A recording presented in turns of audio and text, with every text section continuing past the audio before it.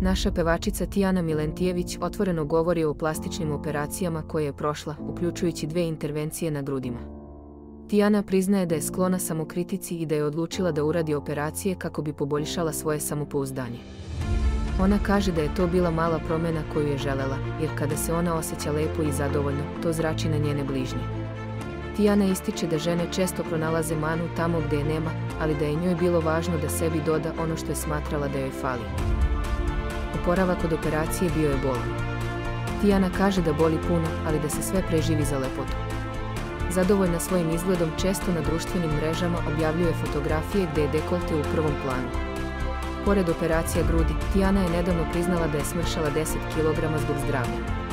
Kaže da joj to mnogo znači, jer je doživjela i neprijatne komentare o svom izgledu od koleginica.